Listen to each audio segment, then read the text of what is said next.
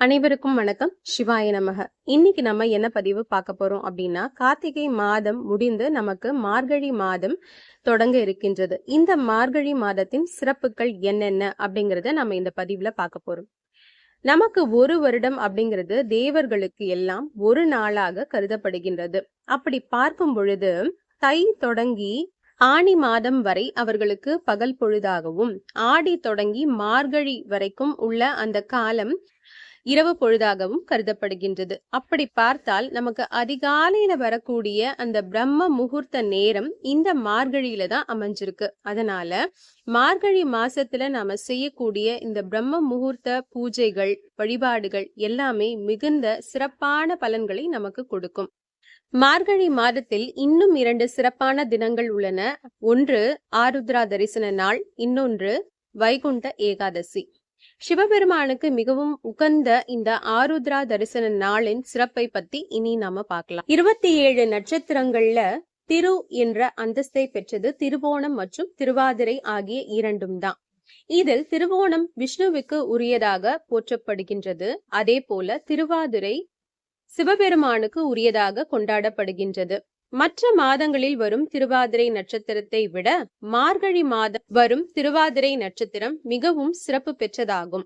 இதற்கு காரணம் இந்த நாளில் சிவபெருமான் தனது திருவிளையாடலை நிகழ்த்திய நாள் என்பதுதான். மார்கழி திருவாதிரை தினத்தில் ஆருத்ரா தரிசன உற்சவம் நடத்தப்படுகின்றது. சிவபெருமானுக்கு நடத்தப்படும் உயர்வான 6 வகை அபிஷேகங்களில் ஒன்று ஆருத்ரா தரிசன திருமஞ்சனம். சிவ பூஜை செய்தால்தான் பலன், ஆனால் ஆருத்ரா தரிசனத்தை கண்டாலே புண்ணிய பலனை அள்ளி தரக்கூடியது. திருவாதிரை என்ற சொல் சமஸ்கிருதத்தில் ஆருத்ரா என குறிப்பிடப்படுகின்றது. திருவாதிரை அன்று நடராஜருக்கு செய்யப்படும் சிறப்பு அபிஷேக ஆராதனைகளை ஆருத்ரா தரிசனம் என்கிறோம். இனி ஆருத்ரா தரிசனம் எப்படி வந்தது அப்படிங்கறத பார்க்கலாம். ஆணவத்துடன் செயல்பட்டு சிவபெருமானுக்கு எதிராக வேள்வியை நடத்த முடிவு செய்தனர் முனிவர்கள் சிலர். அவர்களுக்கு பாடம் கற்பிப்பதற்காக சிவபெருமான் பிச்சாடனார் வேடமிட்டு முனிவர்களின் இல்லங்களுக்கு சென்று யாசகம் வேண்டினார். பிச்சாடனாராக வந்த சிவபெருமானுடன் முனிவர்களின் பத்தினிகள் சென்று விட்டனர். இதனால் ஆத்திரமடைந்த முனிவர்கள் புலி, உடுக்கை, நாகம் போன்ற பலவற்றை சிவபெருமானுக்கு எதிராக யாகத்தில் உருவாக்கி அவற்றை சிவபெருமான் மீதே ஏவி விட்டனர். ஆனால் அவற்றை தனது அணிகலன்களாக ஆக்கி கொண்ட சிவபெருமான் முனிவர்கள் ஏவிவிட்ட யானையை மிதித்து பாதாளத்தில் அழுத்தி ஒரு காலை தூக்கி தனது விஸ்வரூப தரிசனத்தை காட்டினார். மனம் திருந்திய முனிவர்கள் ஆணவத்தை விட்டு சிவபெருமானிடம் சரணடைந்தனர்.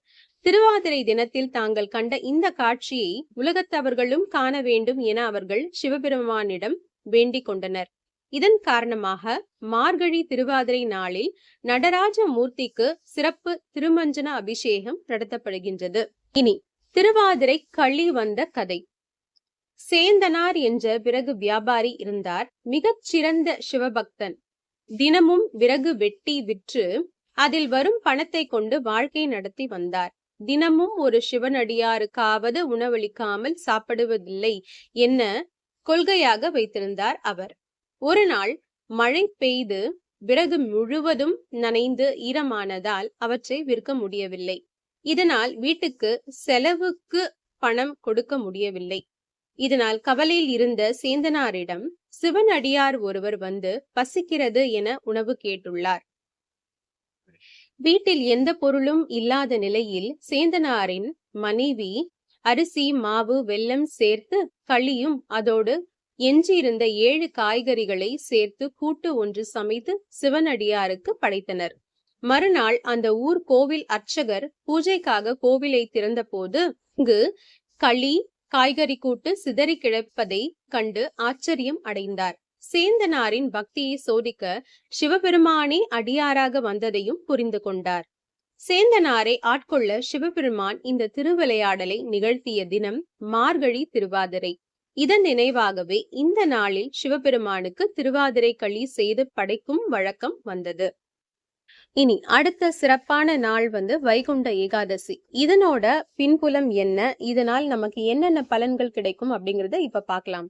வருடம் முழுவதும் ஏகாதசி விரதம் இருக்க முடியாவிட்டாலும் வைகுண்ட ஏகாதசி அன்று மட்டுமாவது விரதம் இருந்து பெருமாளை வழிபாடு செய்தல் வேண்டும். வைகுண்ட ஏகாதசி விரதம் இருந்தால் இந்த ஜென்மத்தில் மட்டுமல்ல 7 ஜென்மங்களில் செய்த பாவங்களையும் நீக்கக்கூடியது இந்த விரதம்.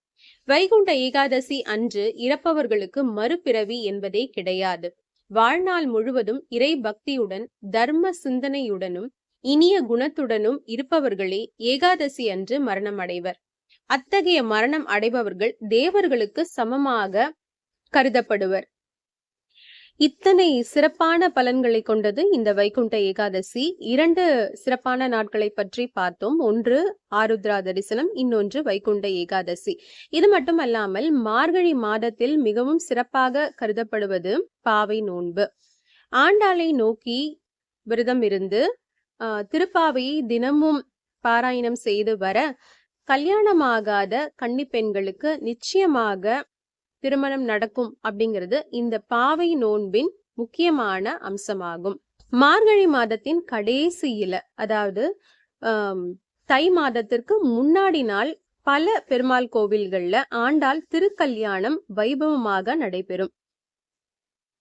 இதுவும் மார்கழி மாதத்தின் மிகச் சிறப்பான ஒரு வைபவமான நாளாக கருதப்படுகின்றது. இப்படி பல்வேறு சிறப்புகளை கொண்ட இந்த மார்கழி மாதத்தில் நாம் இறைவனை வணங்கி அவனுடைய பரிபூர்ண அருளை பெற்று வாழ்வோமாக. மீண்டும் ஒரு நல்ல சிறப்பான ஒரு பதிவுல உங்களை சந்திக்கின்றேன். நன்றி.